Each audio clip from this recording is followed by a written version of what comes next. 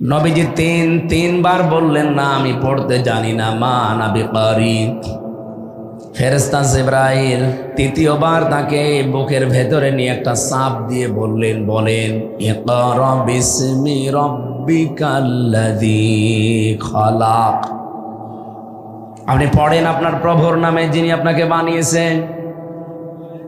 তাফসিরে ফি জিলালিল কোরআন সৈয়দ কুতুব লিখেছেন মুহাম্মদ রাসূলুল্লাহ এবার একটা দুইটা না 5 আয়াত পর পর জিবরাইল ফেরেশতার সাথে তিনি পড়ে শেষ করে ফেললেন।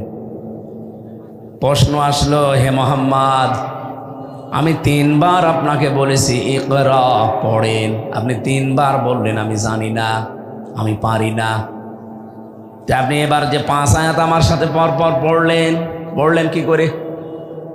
নবীজি ওই দিন বলেছিলেন, ইয়া আখি জিবরাইল, হে ভাই জিবরাইল, বারবার আপনি আমাকে পড়তে বলেন, কি পড়বো আমি? আপনি তো বলেননি যে কার নামে পড়া লাগবে, কি পড়া লাগবে। যখনই বলেছেন বিসমি রব্বিকা, রবের নামে, আমি কিন্তু দেরি করি নাই। এখান থেকে কিয়ামত পর্যন্ত আমার যত অনুসারী উম্মত আসবে তাদের শিক্ষা দিলাম পড়তে হলে রবের নামে পড়া লাগবে। আমাদের দেশে 92% মুসলমান আমরা, রবের নামেই তো পড়া চলছে নাকি? যাই ছিল এই 15 বছরে জালেমরা থাকাকালীন দাদাদের ইঙ্গিত মতো অধিকাংশ বিষয়গুলো তারা তুলে দিয়েছিল।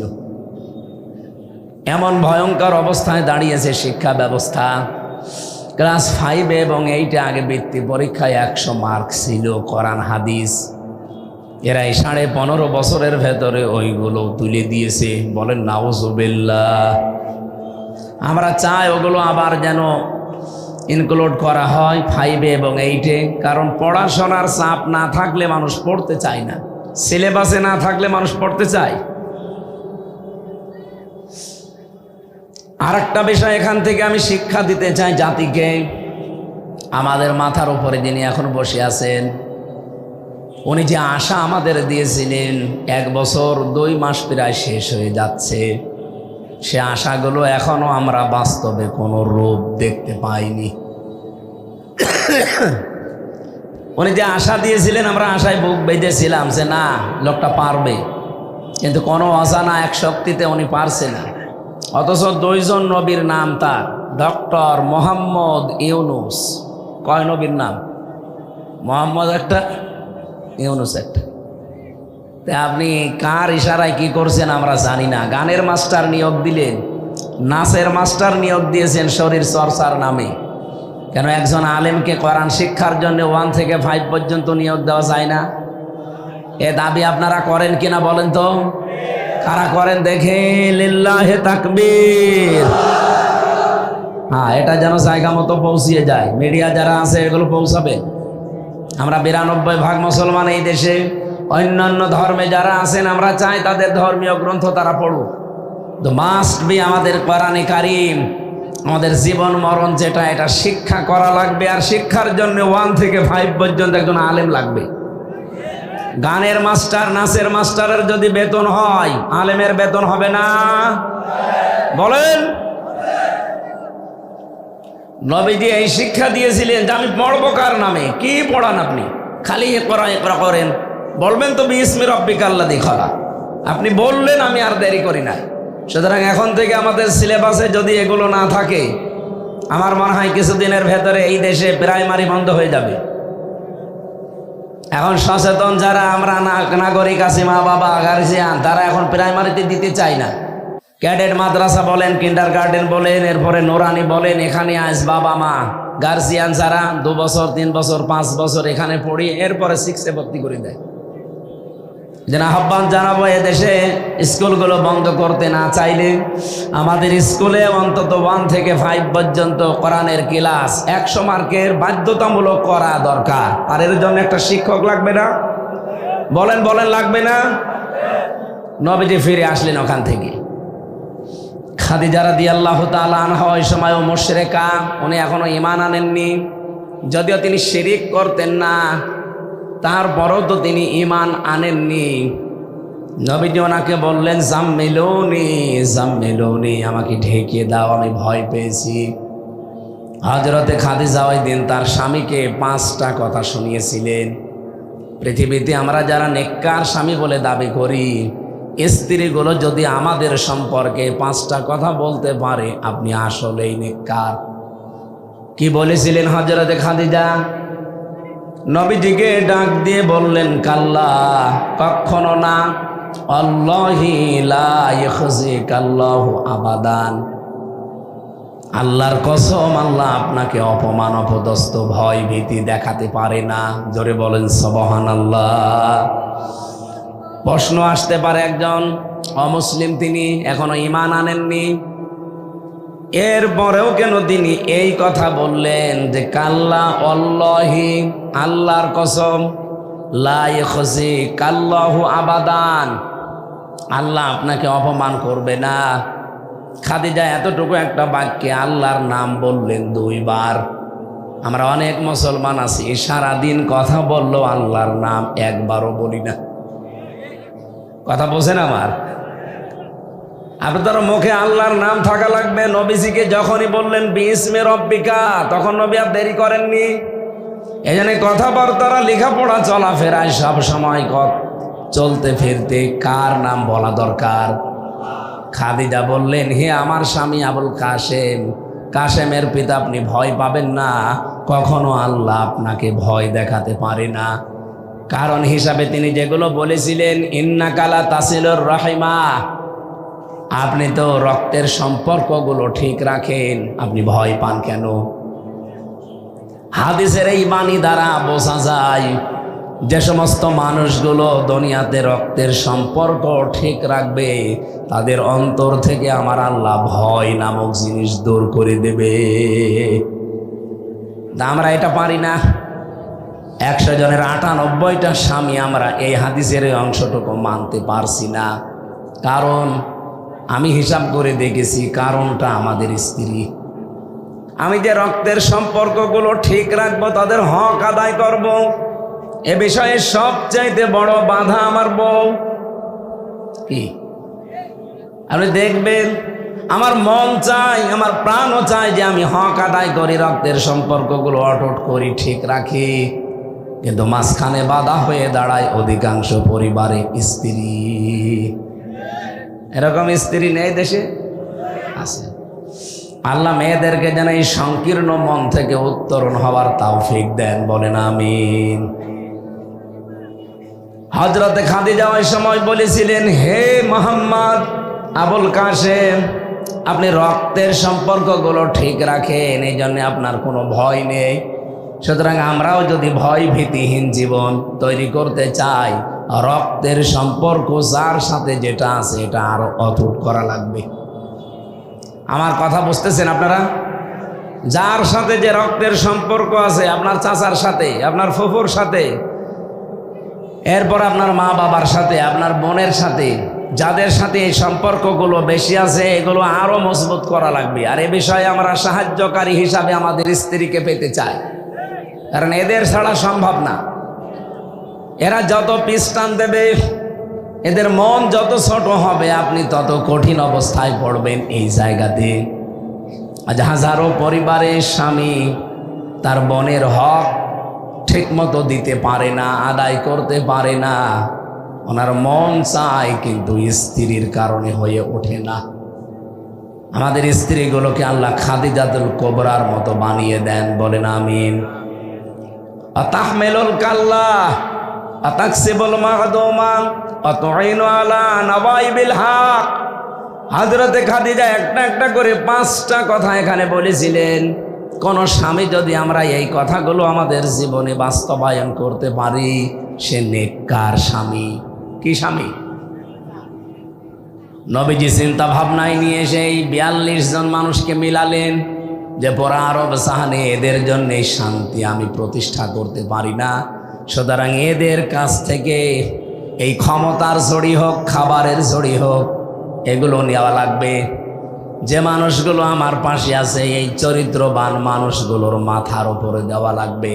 উনি দিয়েছিলেন, দেওয়ার জন্য তিনি এই নবুয়ত পাওয়ার পর থেকে 13 বছর চেষ্টা করলেন, কিছুই হয়নি। 13 বছরের ভেতরে অত্যাচার, জুলুম, নির্যাতন, এমন স্টিম রোলার চলেছিল। ইতিহাস থেকে বিভিন্ন সময় আপনারা শুনেছেন যে নবীজির মতো মানুষও 3 বছর জেলখানায় ছিল। কোন জায়গায়? আমাদের এরকম জেলখানা না, আমাদের জেলখানায় তো যোগাযোগ আছে। উনি যে শিয়াবে আবি তালিবে ছিলেন, কোনো যোগাযোগও ছিল না, একেবারে নিরবিচ্ছিন্ন।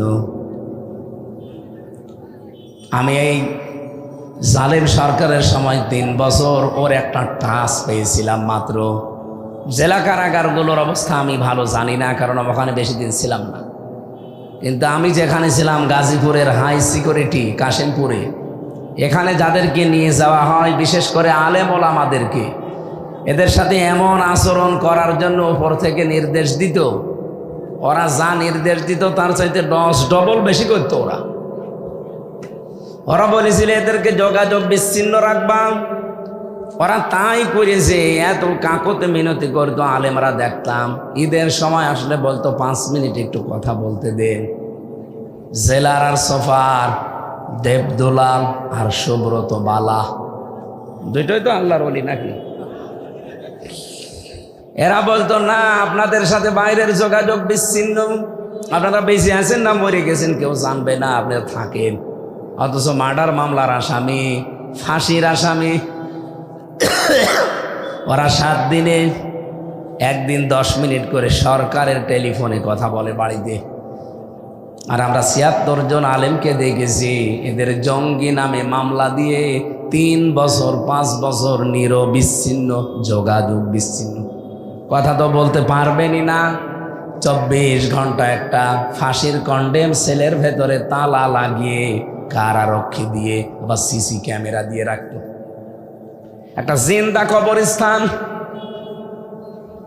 এ কঠিন যন্ত্রণার দিকে তাকিয়ে মাঝে মাঝে মনে হতো নবীজিকে আবু জেহেল, আবু সুফিয়ান ঠিক এইটাই করেছিল। নবীজির মতো এত বড় সৎ চরিত্রের মানুষকে যদি 3 বছরে কঠিন কষ্ট দিতে পারে, তার আদর্শ অনুসরণ করে যে যত বেশি এগিয়ে যাবে তাকে কাফেররা ঠিক ওই রকমই কষ্ট দেবে।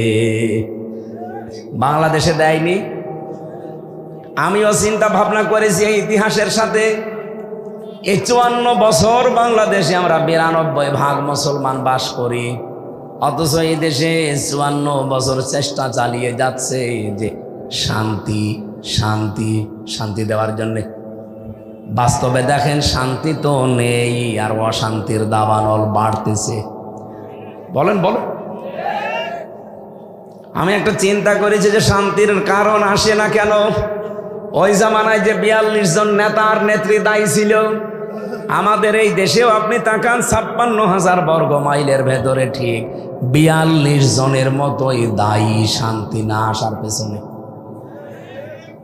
আমাদের দেশেও জাতীয় নেতা ছিল 3 জন, শেখ মুজিবুর রহমান, জিয়াউর রহমান আর এরশাদ। জাতীয় নেত্রীও ছিল আমাদের দেশে 3 জন, হাসিনা, খালেদা, রওশন। মিলে যাচ্ছে না? 36 জন গোত্রপতি ছিল আমাদের। হয়তো ওই সিস্টেম নেই, কিন্তু জাতীয় নেতার ক্ষেত্রে আপনি দেখবেন অঞ্চল ভিত্তিক নেতা আছে, লিডার আছে। আপনাদের জেলাতেও একজন ছিল তোফায়েল আহমেদ, তোফায়েল না কি যেন, নাসির। পাবনাতে একজন ছিল। এভাবে আপনি বিভিন্ন জেলাগুলো মিলান, হয়তো 2-3 জেলা মিলে একজন পাবেন। এই সিরাজগঞ্জ, পাবনা, নাটোর মিলে যে 2 জনের নাম আমরা বেশি শুনতাম, এ নাসিম সাহেবের আর ওদিকে পলক সাহেবের। কি কথা বললেন না কেন? 8টা বিভাগ আছে বাংলাদেশে, আপনি ভাগ ভাগ করে দেখবেন, আমার মনে হয় 36 জন হয়ে যাবে, আরো বেশি হতে পারে।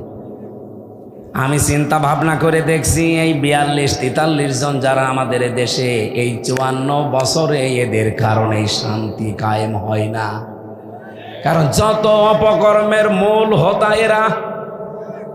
এই দেশ থেকে যে তামা পাচার হয়, সোনা পাচার হয়, রূপা পাচার হয়, দস্তা পাচার হয়, করে কি সলিমদ্দি কলিমদ্দি?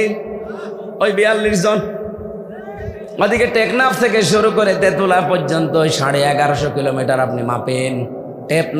টেকনাফ থেকে শুরু করেন, ওখানে আল্লাহর ওলি বসে আছে আব্দুর রহমান বদি, বাবার ব্যবসা করে। কিসে? ওর পরে আপনি আসেন বান্দরবনে, এরপরে চট্টগ্রামে। আমি নামগুলো নিতে পারতাম, লিখেওছিলাম, কিন্তু নিচ্ছি না, একজনের নাম বললাম। এভাবে আপনি একেবারে টেকনাফ থেকে তেঁতুলিয়া পর্যন্ত চলে যান, রফসা থেকে পাথরিয়া পর্যন্ত মিলান, এই 56,000 বর্গ মাইলেও এই 42 জনের মতোই পাবেন। আমার তো মনে হচ্ছে আগস্টের 5 তারিখের পরে এই 42 জনের অধিকাংশগুলো কেউ মরে গেছে, কেউ বিদায় নিয়েছে। এই জায়গাগুলো এখন আর এক 42 দখল করেছে। সিরাজগঞ্জে একজন আছে, তার কথাবার্তারাও ঠিক ওদের মতোই, নাম কিন্তু সুন্দর, কিন্তু কথাবার্তারা নাস্তিকের মতো। কথা বলছে না কেন? আপনি এত সুন্দর নাম নিয়েছেন মুসলমানের, অথচ মুসলমানের যে কৃষ্টি কালচার ওগুলো আপনি বিশ্বাস করেন না, আরো ক্রিটিসাইজ করেন। বাংলাদেশের মানুষ কিন্তু ভালোর ভালো, মন্দের মন্দ বুঝে ফেলেছে এরা। কারা শরিয়া আইনে দেশে প্রতিষ্ঠা করতে চায় না, বিশ্বাস করে না, এ জাতি এখন টের পেয়ে গেছে। হয়তো এ জাতি বদর দেখে নাই, কিন্তু সামনে দেখবে। বদর আমরা দেখেছি, বলেন বলেন, কিন্তু বদর এবার দেখবেন। আমরা যে বারবার এই যে বলে আসছি এতদিন যে ভোট এবার না, এবার ভোট যুদ্ধ হবে। ভোট না, কি হবে? ভোট যুদ্ধ। বদরের ময়দানে যে যুদ্ধ হয়েছিল আপনি দেখেন তাকিয়ে, বাবার বিরুদ্ধে সন্তান অস্ত্র ধরেছে, স্বামীর বিরুদ্ধে স্ত্রী অস্ত্র ধরেছে। কথা বলেন না কেন? এবারও আপনি ভোট যুদ্ধে দেখবেন অনেক সন্তান তার বাবার বিরুদ্ধে দাঁড়িয়ে যাবে, অনেক স্ত্রী তার স্বামীর বিরুদ্ধে দাঁড়িয়ে যাবে। কারণ এটাও বদরের ময়দানে। ওই জামানায় ইসলাম থাকবে না থাকবে না এইরকম একটা পজিশন তৈরি হয়ে গিয়েছিল। বাংলাদেশে এখন ঠিক এইটাই চলছে। এবার যদি ইসলাম থাকে থাকবে, না হলে যে ষড়যন্ত্রের ভাব পেতে আছে, বিজয় যদি আমরা হতে না পারি, আল্লাহর কসম ইসলাম কিন্তু বিদায় করার সব লাইন ওকে করা আছে। এই জন্য আমাদের সামনে এটা শুধুমাত্র ভোট না, এটা ভোট যুদ্ধ। যুদ্ধের ময়দানে যেমন শুধু তসবি নিয়ে হয় না, হয় যুদ্ধের ময়দানে গেছেন আপনি তসবি হাতে করে সুবহানাল্লাহ সুবহানাল্লাহ হবে? হবে না। তার প্রমাণ কি? শাপলা চত্বর। কথা বলেন না কেন? ওটা যুদ্ধের ময়দান ছিল। আপনি কি নিয়ে গেছেন? তসবি নিয়ে, যায় নামাজ নিয়ে গেছে। ওখানে তসবি যায় নামাজের কাজ। ওরা নিয়েছে যা, সেইটার পরিবর্তে আপনি কিছু নিয়ে যেতে পারতেন। যদি একটা লাঠিও নিয়ে যেতেন বাঁশের, তাও তো নিজেকে সেভ করতে পারতেন। কোরআনে কারীম আমাদের এই শিক্ষায় দিয়েছে, ওয়াইদ্দু লাহুম মাসতাতা'তুম মিন কুওয়াতি ওয়া মির রিবাতিল খাইল ইলা আখিরি আয়া। হে নবী, ইসলাম ধ্বংস করার জন্য ওরা যেটা হাতে নিয়েছে, আপনি ওইটা উল্টিয়ে ইসলামের পক্ষে কাজে লাগান। ওরা আজ ইসলাম ধ্বংস করার জন্য মিডিয়াগুলো হাতে নিয়েছে। দেখেন আগস্টের 5 তারিখের পরে শয়তানের যত মিডিয়া সব এখন মুনাফিকদের হাতে। কথা বলেন না কেন? আর আমাদের হাতে কি আছে? আমরা চাই অবিলম্বে দিগন্ত টেলিভিশন, ইসলামিক টেলিভিশন, এগুলো অতি সত্বর খুলে দেওয়া হোক। আওয়াজ তোলা দরকার। দায়িত্বে যারা আছে সারা বাংলাদেশে এই দায়ে আওয়াজটা তোলা দরকার। 1 বছর 2 মাস হয়ে গেল, কি তদন্ত করেন আপনি? মিডিয়া না থাকলে ওরা মিথ্যাকে সত্য বানিয়ে প্রচার করবে। কারণ আমরা শুনেছি যে একটা কথা নাকি বারবার 10 বার বললে মিথ্যাও সত্য হয়ে যায়। ওরা এতদিন এই সময় টিভি, 71 টিভি, ডিবিসি টিভি দিয়ে তাই করেছে। একটা মিথ্যা কথাকে 10 বার, 20 বার, 50 বার বলতে বলতে ওটা সত্য মনে করেছে মানুষ, পরবর্তীতে ওইটার উপরেই বিচার করেছে। এই কথা বলে না কেন? আল্লামা সাইদির নামে যে বিচার সাজিয়েছে, ওনার নাম আপনি এখনো দাখিল পরীক্ষায় দেখবেন লেখা আছে দেলাওয়ার হোসাইন সাইদি, অথচ তার নামে বিচার বানিয়েছে দেল্লু শিকদার। কোথায় দেলাওয়ার হোসাইন সাইদি আর কোথায় দেল্লু শিকদার? আকাশ পাতাল। এই মিথ্যাটাকেই বারবার বারবার বলতে বলতে তারা সত্য বানিয়ে ফেলেছে। এক কথা বলে না কেন? জেলখানায় আল্লাহরে বান্দার সাথে আমি একবার দেখা করেছিলাম, মাত্র একবার। উনি যেই কয়টা কথা আমাকে বলেছিলেন তার ভেতরে এই কথাটাও ছিল যে আমি দেল্লু শিকদার না, আমার নাম দেলাওয়ার হোসাইন সাইদি। ওরা আমার নামকে বিকৃত করে পাল্টিয়ে দেল্লু শিকদার দিয়ে বিচার করে আমারে ফাঁসির রায় দিয়েছে। শেষে আবার যাবজ্জীবন এমনকি আমৃত্যু কারাদণ্ড দিয়েছে। এটা ডাহা মিথ্যা কথা। এটা করেছিল যার বদৌলতে তার নাম মিডিয়া এবং দাদা। কথা বলছে না কেন? আমাদের হয়তো দাদা নেই, কিন্তু দাদার বাপ আছে। কে? আমরা আল্লাহর উপরে ভরসা করি। এই 42 জনের মাথা থেকে এবং ক্ষমতা বলেন, খাবার বলেন, এগুলোর জড়ি সব নামাবো। এমন মানুষকে আমরা ওই জায়গায় বসাতে চাই। অধ্যাপক জাহিদুর রহমানের মতো মানুষ, ডক্টর আব্দুস সামাদের মতো মানুষ। 300 জন লাগবে না, মাত্র 151 জন যদি এবার কোরআনে কারিম বুকে নিয়ে ওই জায়গায় যেতে পারে, এতদিনে দেশের মানুষ যারা না খেয়েছিলেন খাবার নিয়ে পারবেন না। আমরা এই আশা কি আন্দাজে করি নাকি এর ভিত্তি আছে? আর ভাই, বাইরের দেশগুলোতে আমি গিয়েছি। মালয়েশিয়া 2004 সাল থেকে তারা দাঁড়িয়ে গেছে, অথচ আমাদেরও নিচে ছিল তারা। সিঙ্গাপুরের দিকে তাকান, আজ বিশ্বে 257টা রাষ্ট্র। এ রাষ্ট্রগুলোর ভেতরে যদি আপনি 10টা রাষ্ট্রকে এক জায়গায় করেন, সিঙ্গাপুর তার ভেতরে ধরা লাগবে। কোথায় ছিল তারা? মাছ ধরে খেত। ওই যে জেলে বলে, জেলে, চারিদিকে সাগর আর মাঝখানে একটা দ্বীপ, এদিকে ওদিকে মাত্র 42 কিলোমিটার। অথচ বিশ্বের মানচিত্রে সিঙ্গাপুর বলে আপনাকে একটা রাষ্ট্র ধরা লাগবে। কোথায় চলে গেছে? শুধুমাত্র আইনের প্রয়োগ আর সততার কারণে। এই কয়েকদিন আগে আমি একটা দৃশ্য দেখলাম। খ্রিস্টান যারা আমাদের উন্নতি দেখতে পারে না, ইহুদি যারা আমাদের সহ্য করতে পারে না, তারা পর্যন্ত বাংলাদেশ সম্পর্কে এখন একটা কথা বলতে বাধ্য হচ্ছে যে আগামীতে বাংলাদেশ জামাতে ইসলামী রাষ্ট্রীয় ক্ষমতায় যাওয়া দরকার 5 কারণে। কয় কারণে? তার ভেতরে একটা কারণ আমি পড়ে খুব ভালো লেগেছে। ওরা বলছে জামাত ইসলামের লোকজন সৎ, যোগ্য, ভদ্র এবং নির্ভীক। এরা যে সৎ, ভদ্র, সততা নিয়ে চলে, এদের সাথে যে কথা বলা যায় এর প্রমাণ বাংলাদেশের মানুষ এই 54 বছরের ভেতরে কিন্তু পেয়েছে। আমাদের 2 জন মন্ত্রী ছিল। এক কথা বলেন না কেন? আপনি দেখবেন এই 2 জন মন্ত্রীর সাথে যারাই কাজ করেছে তারা যদিও অন্য ধর্মের মানুষ, তারপরেও এই 2 জনের জন্য তাদের ভগবানের কাছে পর্যন্ত দোয়া করেছে। আমি তো মাওলানা মতিয়ার রহমান নিজামীর জন্য এক হিন্দুকে দোয়া করতে শুনেছি যে তার কাছে আমি ছিলাম। একজন মেম্বার পর্যন্ত দুর্নীতি মুক্ত হয় না অনেক জায়গায়, অথচ তিনি একজন মন্ত্রী ছিলেন। শুধু দুর্নীতি মুক্ত না, 4 আনা দুর্নীতি তার মন্ত্রণালয় পাওয়া যায়নি। তিনি দায়িত্ব পালন করার পর 36 টাকা বেঁচেছিল, ওইটাও রাষ্ট্রকে ফেরত দিয়েছে।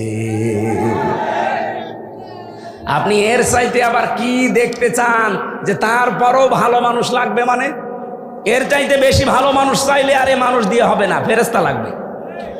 কথা বলে না কেন? খ্রিস্টানরা যেখানে বাধ্য হচ্ছে যে এরা সৎ, ভদ্র, এদের সাথে কথা বলা যায়, আমার তো মনে হচ্ছে এই কথার সূত্র ধরে 1500 বছর আগে আবু জেহেল যেমন নবীজিকে বলতো আস-সাদিক আল আমিন, ঠিক সেটা মিলে যাচ্ছে। সুতরাং এর চাইতে ভালো মানুষ পেতে হলে আর জামাত ইসলামী দিয়ে হবে না, এ দেশে কোনো দল দিয়েই হবে না, ফেরেশতা লাগবে। আপনাদেরকে আমি ইবনে মাসউদের একটা হাদিসের ইবারত শোনাচ্ছি। আরবিটা বলছি, যদি বাংলা বলতে বলেন আমি বলবো। আন ইবনে মাসউদ রাদিয়াল্লাহু তাআলা আনহু قال قال سمعت رسول الله صلى الله عليه وسلم فاتبعوا الصواد الأعظام। বাংলা বলা লাগবে। আবার বাংলা বললে মনে করবেন না যে হুজুর মনে হয় দেখে টেনে বলছে। ফাত্তাবিউস সিওয়াদাল আযম, তোমরা অনুসরণ করো তাদের যাদের দ্বারা ইসলাম তাড়াতাড়ি কায়েম করা সম্ভব। এই বাংলাদেশে ৭৩টা দল এখন কাজ করছে। আপনি নিজের থেকেই বলবেন এই দেশে এখন তাড়াতাড়ি ইসলাম কায়েম করার সম্ভাবনা কাদের দ্বারা বেশি? আপনি অন্য কোনো নামে দলের নাম বলতে পারবেন না, কারণ তাদের দ্বারা সম্ভব না। ইউনিয়নের মেম্বার থেকে আন্তর্জাতিক মহল পর্যন্ত পুরাটা কমপ্লিট করা সততা দিয়ে যোগ্য মানুষ দিয়ে যদি চালাতে চান, আল্লাহর কসম এই দেশে জামাত বাদ দিয়ে আর কিছু পাবেন না। হ্যাঁ, হয়তো ইউনিয়ন চালাতে পারবেন, উপজেলা চালাতে পারবেন, পৌরসভা চালাতে পারবেন, কিন্তু মন্ত্রণালয় চালানোর মতো আন্তর্জাতিক মিডিয়াগুলো, আন্তর্জাতিক বিষয়গুলো ডিল করার মতো মানুষ আপনি মিলান, সততার সাথে মিলান, নেই। যাদেরকেই দেবেন তারা আঙ্গুল ফুলে কলা গাছ হয়ে যাবে। কিন্তু আমিরে জামাতের ডাইরেক্ট ঘোষণা, জাহিদুর রহমান যদি উনি এমপি হয়, মন্ত্রী হয়, 5 বছরে ওনার একটা টাকা বাড়বে না, যা আছে আরো কমে যাবে। অন্য কোন দলের লোককে আপনি এই ঘোষণা দিতে বলেন তো, দেন? কারো বুকে সৎসাহস নেই। এই আসনের জন্য মাত্র একজন জামাত ইসলাম থেকে মনোনয়ন পেয়েছে, ডক্টর আব্দুস সামাদ, অথচ অন্য দলের শুনছি এক জায়গায় 20 জন। এই জায়গায় আমি জানি না, অন্য অন্য জেলায় আছে। এক জায়গায় আপনি 20 জন আর উনি মাত্র একজন। এই ঘোষণা দেন তো দেখিয়ে 20 জনের একজন ওটাকে কিনা? আব্দুস সামাদ উনি এমপি মন্ত্রী হলে 5 বছর ওনার একটা টাকা বাড়বে না, যা আছে আরো কমে যাবে। অন্য যে 20 জন লাফাচ্ছে, একটু ঘোষণা দিক। 20 জনের একজনও বলবে আমার কোনো দরকার নেই ছাতা। এক কথা বলছে না কেন?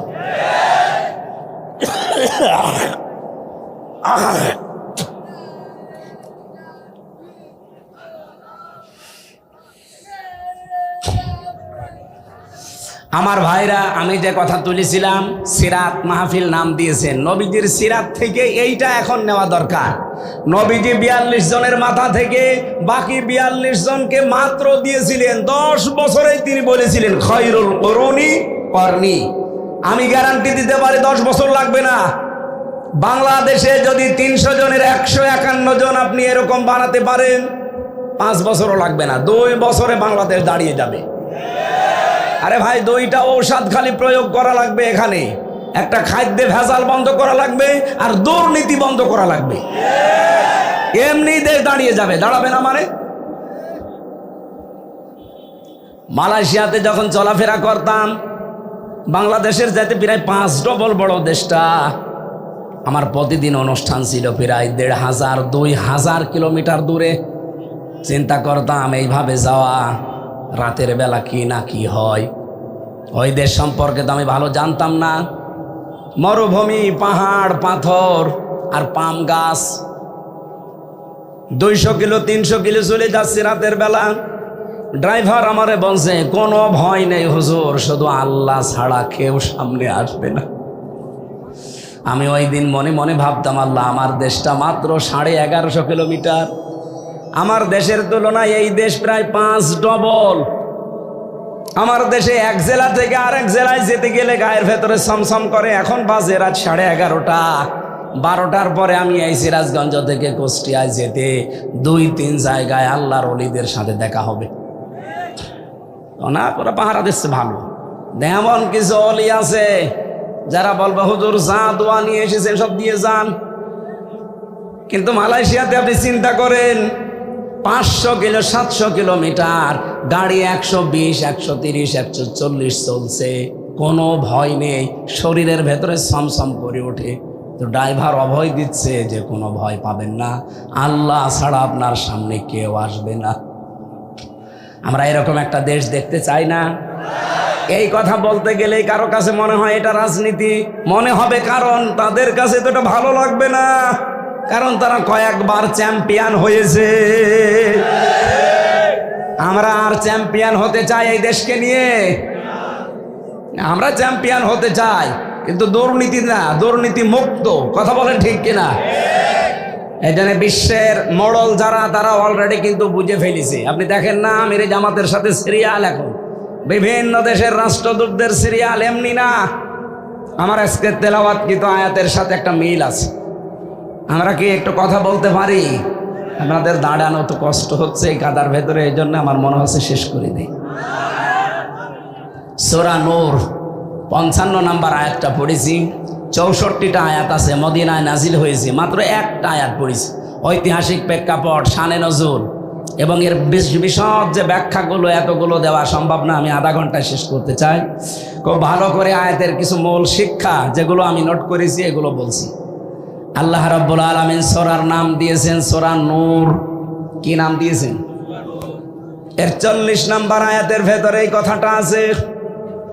আল্লাহ রাব্বুল আলামিন বলেন 35 নম্বর আয়াতে আছে, আল্লাহু নূরুস সামাওয়াতি ওয়াল আরদ মাসালু নূরিহি কামিশকাতিন ফিহা মিসবাহ। বলেন আল্লাহু আকবার। আরো বিস্তারিত ছিল কেন নামকরণ করা হয়েছে সূরা নূর দিয়ে। আল্লাহ পাকের একটা নাম নূর। কি নাম? এমনকি কোরআনেরও একটা নাম নূর। 55টা নাম আছে কোরআনের, আমি তাফসিরে মাঝারির ভেতরে পেয়েছি। তার একটা অন্যতম নাম হচ্ছে নূর। নূর মানে আলো। নূর মানে কি? নূর মানে আলো, জ্যোতি।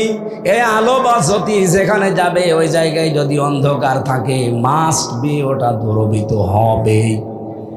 আলো নিয়ে আসলেন, অন্ধকার গেল না, বুঝতে হবে ওটা আলো না মরিচিকা। এক কথা বলেন না কেন?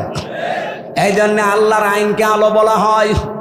আল্লাহর আইনের বিপরীতে যত কিছু দুনিয়ায় তৈরি করা আছে, এই সূরা নূরের ভেতরে আল্লাহ জানিয়েছেন। এটা 39 নম্বর আয়াত। রব্বুল আলামিন বলেন, আল্লাযীনা কাফারু আ'মালুহুম কাসারাবিন বিকিআতিন ইয়াহসাবুহু যামআনু মাআ হাত্তা ইযা জাআহু লাম ইয়াজিদুহু শাইআ ইলা আখিরি আয়াত। আল্লাহ পাক বলেন, আর কাফের যারা, তাদের কাজকর্ম কেমন জানেন? তৃষ্ণার্ত মানুষ যখন পানি আছে মনে করে মরুভূমিতে ছুটতে থাকে, হঠাৎ পানি মনে করে এক জায়গায় যেয়ে দেখে না এটা পানি না, এটা মরিচিকা। বালির উপরে সূর্যের আলো লেগেছে, এই জন্য চিকচিক করছে। দুনিয়াতে কাফের যারা, মানুষের তৈরি করা আইনের পেছনে যারা ছোটে, ওরা মনে করে সমাজতন্ত্রে, পুঁজিবাদের ভেতরে শান্তি আছে।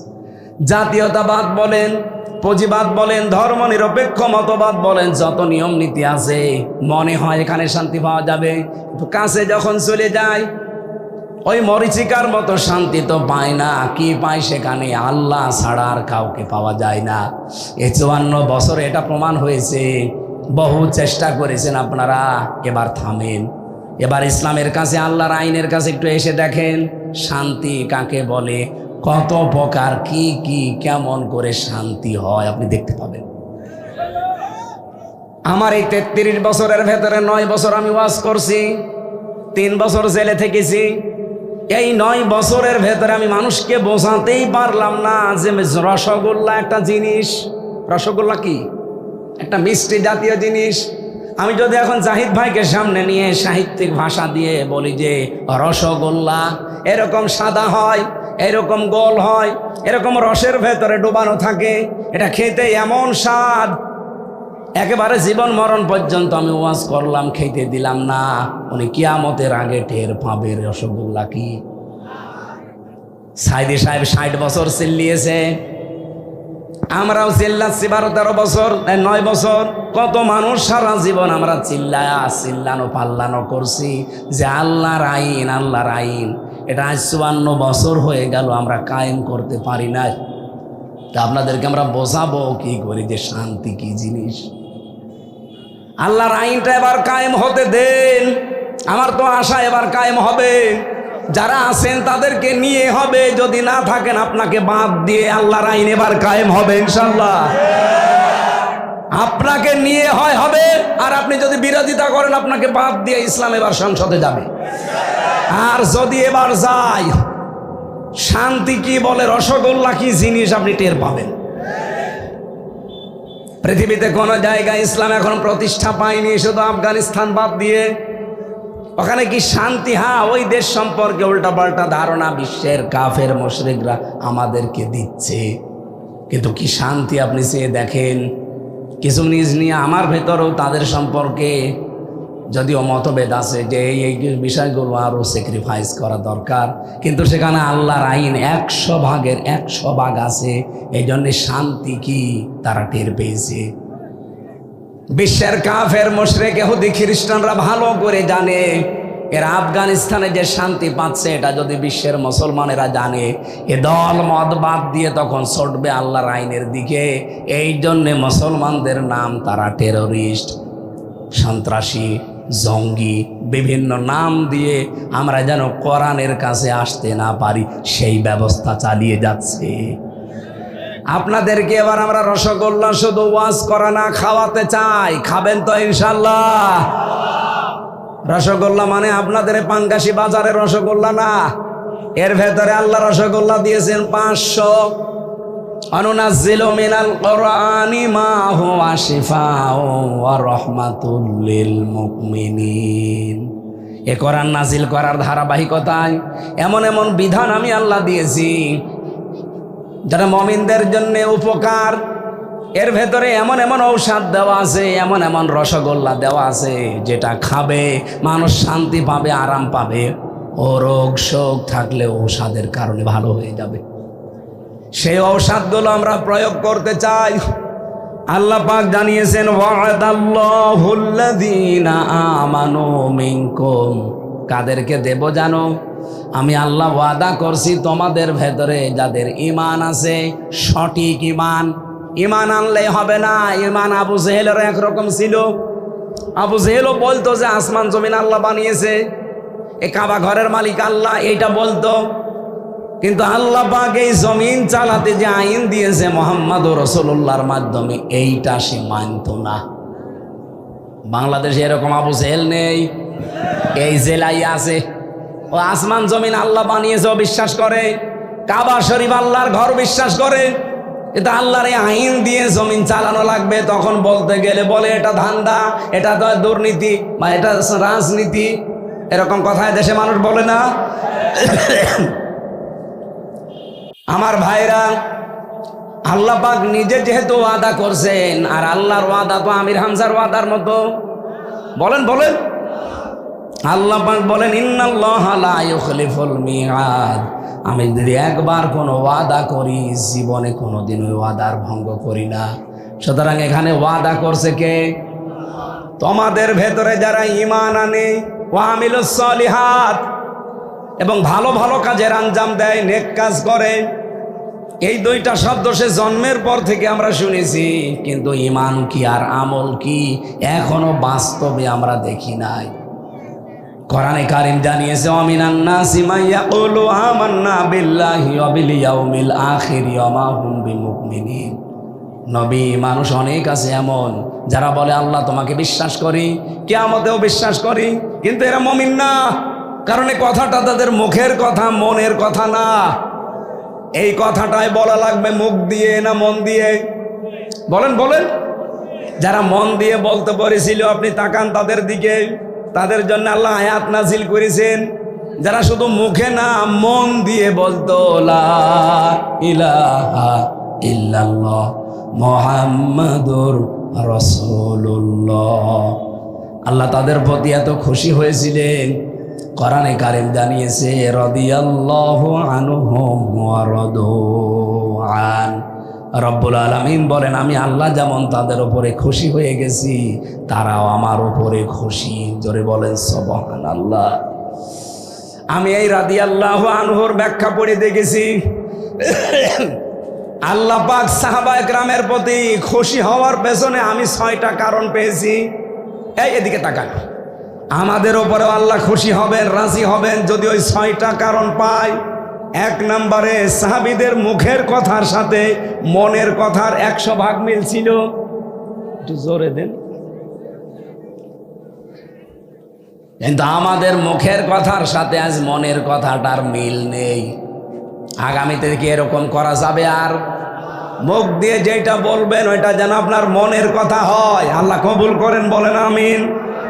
রব্বুল আলামিন বলেন, যদি সত্যি ঈমান সঠিকভাবে আনতে পারো আর ভালো ভালো কাজের আঞ্জাম দিতে পারো, আমি আল্লাহ কি করব জানো? লা ইস্তাখলিফান্নাহুম ফিল আরদ, জমিনের খলিফা বানাবো তোমাদেরকে, খেলাফতের দায়িত্ব দেব। কামাস্তাখলাফাল্লাযীনা মিন ক্বাবলিহিম, তোমাদের পূর্বে যারা বিদায় নিয়েছে তাদেরকে আমি দিয়েছিলাম এই দুইটা কারণে। আর জমিনে যদি সত্যিই তোমরা খেলাফতের দায়িত্ব পালন করতে পারো, কয়েকটা উপকার দুনিয়ায় দেখতে পাবে। এক নম্বরে ওয়ালা ইউমাক্কিনান্না লাহুম দীনাহুমুল্লাযী ইরতাদা লাহুম, তোমাদেরকে আল্লাহ প্রতিষ্ঠা দান করবেন। এই আয়াতটা পড়ার পরে আমার বাংলাদেশের সাথে মিলিয়ে মনে হয় আল্লাহ এখনই আয়াতটা আমাদের জন্য নাজিল করছেন।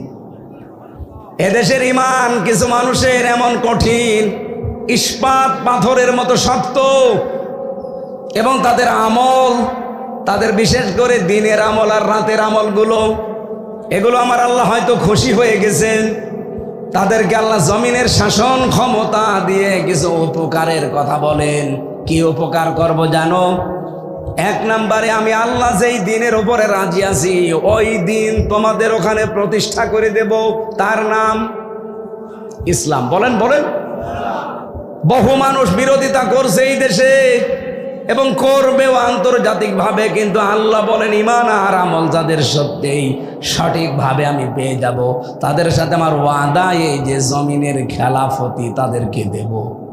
এবার আল্লাহ যেন আয়াতটা আমাদেরকে দেখান তার নিজের পছন্দ করা দিন, যেটা আল ইয়াউমা আকমালতু লাকুম দীনাকুম ওয়া আতমামতু আলাইকুম নি'মাতি ওয়া রাদিতু লাকুমুল ইসলাম দীনা। যেই দিনের উপরে তিনি রাজি আছেন সেই দিন, তার নাম আরো জোরে ইসলাম। ৪,৫০০ দিন আছে দুনিয়ায়, ধর্ম আছে, কোন ধর্মের উপরে আল্লাহ রাজি না। একমাত্র ধর্মের ওপরে আল্লাহ রাজি, তার নাম ইসলাম। তার এই রাজি হওয়া, খুশি হওয়া ইসলামকে এবার বাংলাদেশে আমার মনে হচ্ছে আল্লাহ প্রতিষ্ঠা করবেন। এটা আল্লাহর এক নাম্বার ওয়াদা। দুই নম্বরে, ওয়ালা ইউবাদদিলান্নাহুম মিন বাদি খাউফিহিম আমনা, আল্লাহ বদল করে দেবেন তোমাদের জন্য ভয় ভীতির যে পরিবেশ, এই জায়গায় আল্লাহ নিরাপত্তা, শান্তি, স্বস্তি এইগুলো আল্লাহ দেবেন। এটা বাংলাদেশে আল্লাহ দেয়নি। আগে এই অনুষ্ঠানটা করতে 14 জায়গায় পারমিশন নেওয়া লাগতো, এরপরও ভয় ছিল, না জানি কখন কি হয়ে যায়। কিন্তু আল্লাহ এমন একটা ব্যবস্থা করে পরিবর্তন করে দিয়েছে, অনুমতি তো নেওয়াই লাগবে না, আর নিরাপদে বসে বসে কোরআন শোনা যাবে। এটা কি ওয়ালা ইউবাদদিলান্নাহুম মিন বাদি খাউফিহিম আমনা, ভয়ের পরে আল্লাহ নিরাপত্তা, শান্তি, স্বস্তি দেবে। এই আয়াত কি মিলছে না? বলেন বলেন। এখন কি করা লাগবে আমাদের? আল্লাহ বলেন, ইয়াবুদুনানি লা ইউশরিকুনা বি শাইআ, তোমরা আল্লাহর ইবাদত করবা একনিষ্ঠভাবে এবং তার সাথে কোনো কিছুকে শরীক করবা না। আজ এই দেশে যারা বিভিন্ন জিনিসের পূজা করেন, আমরা কোরআনের অনুষ্ঠানগুলো থেকে তাদেরকে আহ্বান জানাই, দাওয়াত দেই যে মাটির তৈরি করা মূর্তির কাছে মাথা নত না করে এই মাটির মালিকের কাছে আসেন, মাথা নত করি। যে জিনিস নিজে দাঁড়াতে পারে না, যার পেছনে বাঁশ দেওয়া ছাড়া খাড়া হয়ে থাকতে পারে না। আপনি বাংলাদেশে যত মূর্তি আছে একটু দেখেন, আমি ছোট করছি না তাদের ধর্মকে, তারা তাদের ধর্ম মানুক, কিন্তু তাদের বিবেকের কাছে আমার প্রশ্ন, এই দেশে আজকে লক্ষ লক্ষ মূর্তি বিভিন্ন জেলাতে, বলেন তো একটা মূর্তিকে পাবেন পেছনে বাঁশ দেওয়া ছাড়া খাড়া হয়ে থাকতে পারে? বাঁশ ছাড়া জীবনও খাড়া হয়ে থাকতে পারবে না। তাও জায়গা মতো বাঁশ দিয়ে দেখবেন খাড়া করে রেখে দিয়েছে। আল্লাহ উদাহরণ দিয়েছে যে একটা মশা পড়লে মশা তাড়াতে পারে না, একটা মাছি পড়লে মাছি তাড়াতে পারে না। তাদের কাছে তুমি মাথা নত করো, তোমার বিবেকের ওপরে কি? এজন্য আহ্বান জানাচ্ছি, আসেন মাটির তৈরি করার জন্য জিনিসের সামনে মাথা নত না করে দাওয়াত দিলাম, আসেন মাটির মালিক যিনি মহান রব্বুল আলামিন, তার সামনে কপাল নত করি। এ দাওয়াত আমরা দিতে পারি না? তারা হয়তো অজ্ঞ, না জেনে এগুলো করতে পারে। আপনি যদি একটু বিবেকের কাছে তাদের নাড়া দেন, দেখবেন পরিবর্তন হয়ে গেছে। যশোরের এক অধ্যাপককে পেয়েছিলাম, উনি বিসিএস ক্যাডার। ওনারে বলেছিলাম, স্যার আপনার ইসলাম কবুল করা লাগবে না, শুধু আমার এই কোরআন শরীফটা ইংরেজি হোক বাংলায় হোক আপনি একবার বুঝে বুঝে পড়বেন। ও আল্লাহ, 3 মাস পরে দেখি আল্লাহর বান্দা নিজের থেকেই বিবেকের তাড়নায় মুসলমান হয়ে গেছে। আজকে দেশে যেহেতু অন্যান্য ধর্মের মানুষ খুব বেশি না, আপনারা মাত্র 8 ভাগ আর আমরা 92 ভাগ। 8 ভাগ মানুষকে দাওয়াত দিচ্ছি, ফিরে আসেন আপনারা। ইয়াবুদুনানি, আমরা আল্লাহর ইবাদতে মগ্ন হয়ে যায়। আল্লাহ যে ওয়াদাগুলো করছেন, ভয়ের যে সংস্কৃতি আছে, দাদাদের ভয়, আরো বিভিন্ন সাদা চামড়াদের ভয়, সব ভয় দুই করে শান্তি স্বস্তি নিরাপত্তা দিয়ে আল্লাহ আমাদের 56,000 বর্গ মাইল ঢেকে দেবে। এটাকে আমি বানালাম। অমান দাখলাহু কানা আমিনা। আল্লাহ বলেন, আমার কাবা শরীফে ঢুকলেই, এই এরিয়ার ভেতরে আসলেই তোমাদেরকে নিরাপত্তা শান্তি স্বস্তি দিয়ে দেব। কেন? কারণ কাবার এরিয়ার ভেতরে আপনি কোনো শিরিক পাবেন না। কথা বলেন না কেন? আমরাও যদি বাংলাদেশকে বহির্শত্রু থেকে মুক্ত করতে চাই, যদি দুশ্চিন্তা থেকে, ভয় থেকে, আতঙ্ক থেকে এই দেশকে যদি শান্তির আবাস ভূমি বানাতে চান, এই দেশের শিরিক বন্ধ করা লাগবে। কি কথা বললেন না কেন? এরপরেও আল্লাহ বলেন, আমান কাফারা বাদা জালিকা। এতগুলো কথা বলার পরেও কেউ যদি উল্টা দিকে ফিরে যায়, ফাউলাইকা হুমুল ফাসিকুন, সেই জ্ঞান পাপী, সেই ফাসেক, সে হচ্ছে দুষ্কৃতিকারী।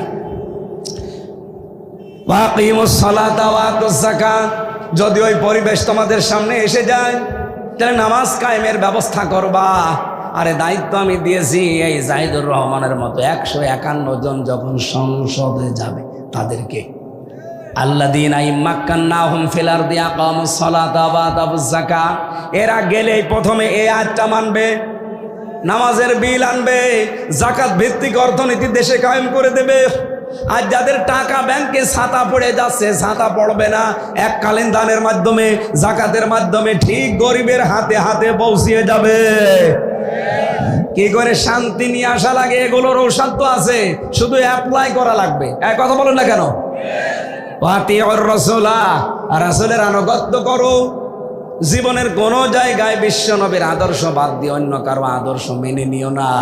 কি করা হবে? লাআল্লাকুম তুরহামুন, আশা করা যায় তোমাদের উপর আল্লাহর রহমত নাযিল হবে। আল্লাহ রাব্বুল আলামিন তার আয়াতগুলোতে আমাদের যেটা দিতে চেয়েছেন, আসেন আমরা খাঁটি ঈমান এবং আমলে সালের ভেতরে নিজেদেরকে নিমগ্ন করি।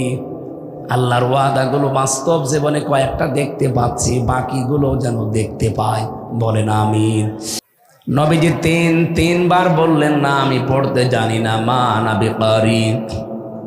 ফেরেশতা জিবরাইল তৃতীয়বার তাকে বুকের ভেতরে নিয়ে একটা চাপ দিয়ে বলেন ইকরা বিসমি রাব্বিকাল্লাযী খালাক। আপনি পড়েন আপনার প্রভুর নামে যিনি আপনাকে বানিয়েছেন।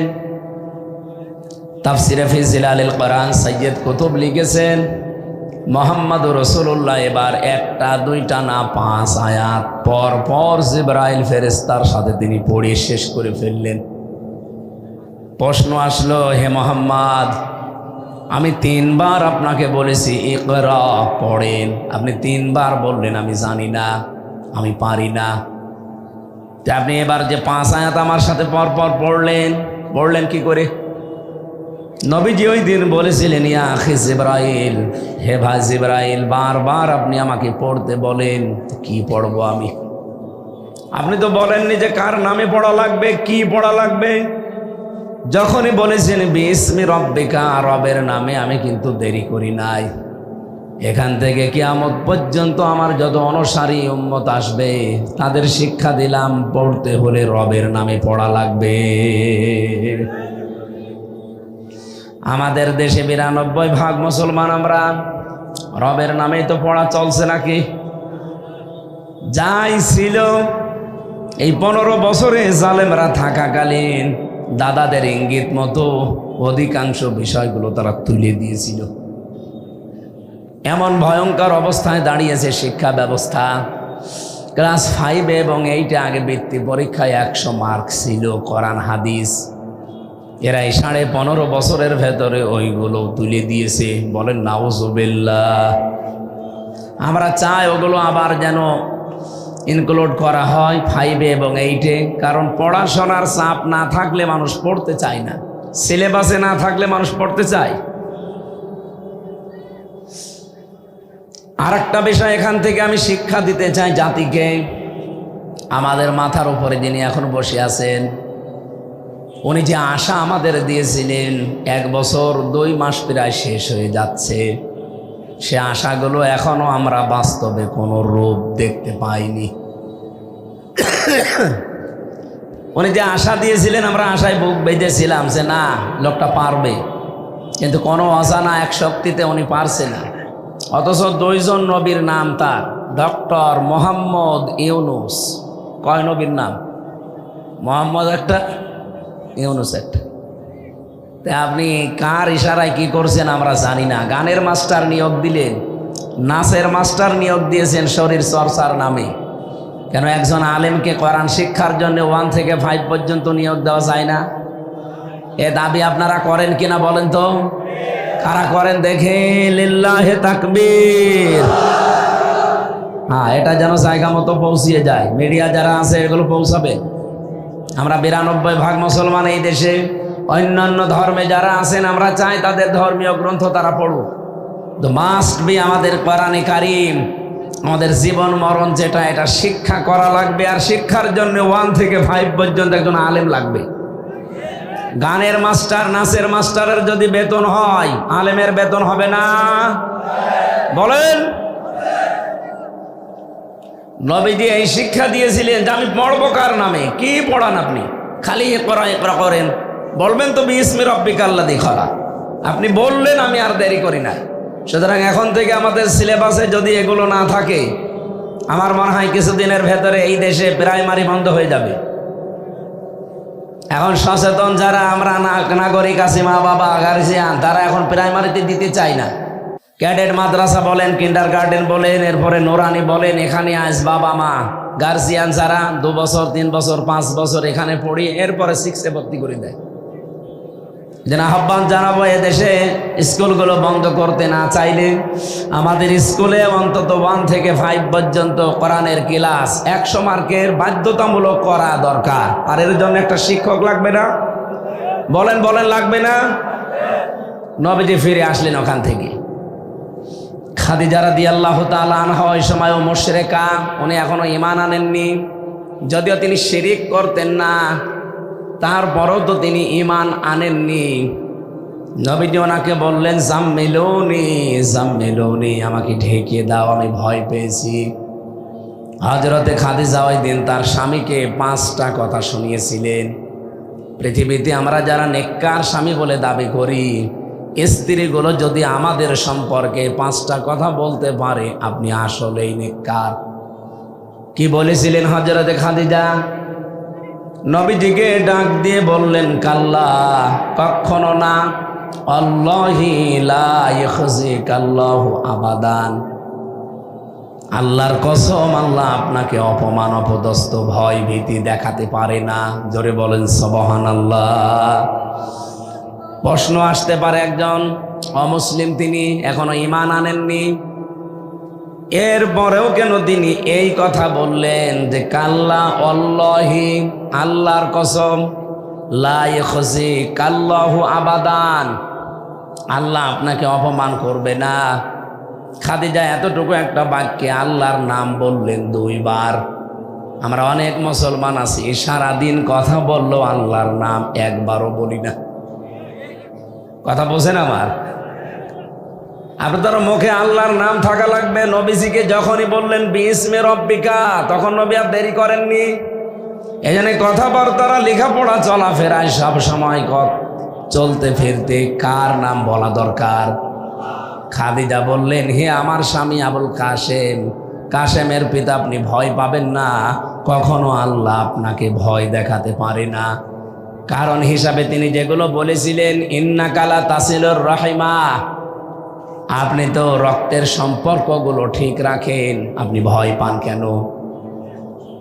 হাদিসের এই বাণী দ্বারা বোঝা যায় যে সমস্ত মানুষগুলো দুনিয়াতে রক্তের সম্পর্ক ঠিক রাখবে তাদের অন্তর থেকে আমার আল্লাহ ভয় নামক জিনিস দূর করে দেবে। আমরা এটা পারি না। 100 জনের 98টা স্বামী আমরা এই হাদিসের এই অংশটুকু মানতে পারছি না। কারণ আমি হিসাব করে দেখেছি, কারণটা আমাদের স্ত্রী। আমি যে রক্তের সম্পর্কগুলো ঠিক রাখবো, তাদের হক আদায় করব, এ বিষয়ে সবচাইতে বড় বাধা আমার বউ। কি আপনি দেখবেন, আমার মন চাই, আমার প্রাণও চায় যে আমি হক আদায় করি, রক্তের সম্পর্কগুলো অটুট করি, ঠিক রাখি, কিন্তু মাঝখানে বাধা হয়ে দাঁড়ায় অধিকাংশ পরিবারে স্ত্রী। এরকম স্ত্রী নেই দেশে? আছে। আল্লাহ মেয়েদেরকে যেন এই সংকীর্ণ মন থেকে উত্তরণ হওয়ার তৌফিক দেন, বলেন আমিন। হযরতে খাদিজা ওই সময় বলেছিলেন, হে মুহাম্মদ আবুল কাসেম, আপনি রক্তের সম্পর্কগুলো ঠিক রাখেন, এই জন্য আপনার কোনো ভয় নেই। সুতরাং আমরাও যদি ভয় ভীতিহীন জীবন তৈরি করতে চাই, রক্তের সম্পর্ক যার সাথে যেটা আছে এটা আরো অটুট করা লাগবে। আমার কথা বুঝতেছেন আপনারা? যার সাথে যে রক্তের সম্পর্ক আছে, আপনার চাচার সাথে, আপনার ফুফুর সাথে, এরপর আপনার মা বাবার সাথে, আপনার বোনের সাথে, যাদের সাথে এই সম্পর্কগুলো বেশি আছে, এগুলো আরো মজবুত করা লাগবে। আর এ বিষয়ে আমরা সাহায্যকারী হিসাবে আমাদের স্ত্রীকে পেতে চাই, কারণ এদের ছাড়া সম্ভব না। এরা যত পিস্টান দেবে, এদের মন যত ছোট হবে, আপনি তত কঠিন অবস্থায় পড়বেন এই জায়গাতে। আজ হাজারো পরিবারের স্বামী তার বোনের হক ঠিক মতো দিতে পারে না, আদায় করতে পারে না। ওনার মন চায়, কিন্তু স্ত্রীর কারণে হয়ে ওঠে না। আমাদের স্ত্রীগুলোকে আল্লাহ খাদিজাতুল কুবরার মতো বানিয়ে দেন, বলেন আমিন। আতাহমিলুল কাল্লা আতাকসিবুল মাহদুমা আতুইনু আলা নওয়াইবিল হক। হযরতে খাদিজা একটা একটা করে 5টা কথা এখানে বলেছিলেন। কোন স্বামী যদি আমরা এই কথাগুলো আমাদের জীবনে বাস্তবায়ন করতে পারি, সে নেককার স্বামী। কি স্বামী? নবীজি চিন্তা ভাবনায় নিয়ে সেই 42 জন মানুষকে মিলালেন যে পুরা আরব জাহানে এদের জন্য শান্তি আমি প্রতিষ্ঠা করতে পারি না, সুতরাং এদের কাছ থেকে এই ক্ষমতার জড়ি হোক, খাবারের জড়ি হোক, এগুলো নেওয়া লাগবে। যে মানুষগুলো আমার পাশে আছে, এই চরিত্রবান মানুষগুলোর মাথার উপরে দেওয়া লাগবে। উনি দিয়েছিলেন। দেওয়ার জন্য তিনি এই নবুয়ত পাওয়ার পর থেকে 13 বছর চেষ্টা করলেন, কিছুই হয়নি। 13 বছরের ভেতরে অত্যাচার, জুলুম, নির্যাতন এমন স্টিম রোলার চলেছিল। ইতিহাস থেকে বিভিন্ন সময় আপনারা শুনেছেন যে নবীজির মতো মানুষও 3 বছর জেলখানায় ছিল। কোন জায়গায়? আমাদের এরকম জেলখানা না। আমাদের জেলখানায় তো যোগাযোগ আছে। উনি যে শিয়াবে আবি তালিবে ছিলেন, কোনো যোগাযোগ ছিল না, একেবারে নিরবিচ্ছিন্ন। আমি এই জালেম সরকারের সময় 3 বছর ওর একটা টাচ পেয়েছিলাম মাত্র। জেলা কারাগারগুলোর অবস্থা আমি ভালো জানি না, কারণ ওখানে বেশি দিন ছিলাম না। কিন্তু আমি যেখানে ছিলাম গাজীপুরের হাই সিকিউরিটি কাশিমপুরে, এখানে যাদেরকে নিয়ে যাওয়া হয়, বিশেষ করে আলেম ওলামাদেরকে, এদের সাথে এমন আচরণ করার জন্য উপর থেকে নির্দেশ দিত। ওরা যা নির্দেশ দিত তার চাইতে 10 ডবল বেশি করত। ওরা বলেছিল এদেরকে যোগাযোগ বিচ্ছিন্ন রাখবা। ওরা তাই করেছে। এত কাকতে মিনতি করতো আলেমরা, দেখতাম ঈদের সময় আসলে বলতো 5 মিনিট একটু কথা বলতে দেন। জেলার আর সোফার, দেবদুলাল আর সুব্রত বালা, দুইটাই তো আল্লাহর ওলি নাকি? এরা বলতো না, আপনাদের সাথে বাইরের যোগাযোগ বিচ্ছিন্ন, আপনারা বেঁচে আছেন না মরে গেছেন কেউ জানবে না, আপনারা থাকেন। অথচ মার্ডার মামলার আসামি, ফাঁসির আসামি, ওরা 7 দিনে একদিন 10 মিনিট করে সরকারের টেলিফোনে কথা বলে বাড়িতে। আর আমরা ৭৬ জন আলেমকে দেখেছি এদের জঙ্গি নামে মামলা দিয়ে ৩ বছর ৫ বছর নিরবিচ্ছিন্ন যোগাযোগ বিচ্ছিন্ন। কথা তো বলতে পারবেনই না। ২৪ ঘন্টা একটা ফাঁসির কন্ডেম সেলের ভেতরে তালা লাগিয়ে কারারক্ষী দিয়ে বা সিসি ক্যামেরা দিয়ে রাখত। একটা জিন্দা কবরস্থান। এ কঠিন যন্ত্রণার দিকে তাকিয়ে মাঝে মাঝে মনে হতো নবীজিকে আবু জেহেল আবু সুফিয়ান ঠিক এইটাই করেছিল।